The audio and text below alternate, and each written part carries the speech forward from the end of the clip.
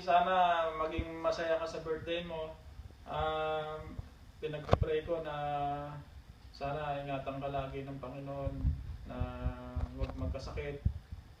Bawal ang sad. Sabi ni Raisa May, dapat happy lagi.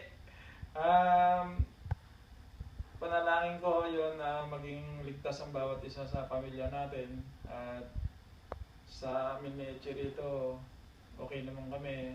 Nakatutok ako sa pamilya ko. At kumusta na lang sa lahat dyan, kay Tatay Etoy, nawa ay maging panatag ang bawat isa.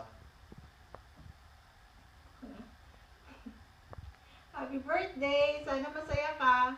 I know hindi ka na-surprise. Anyway, happy birthday na din. Thank you sa sobra-sobra mong pagmamahal sa amin. Heart, heart! Happy birthday! Love you!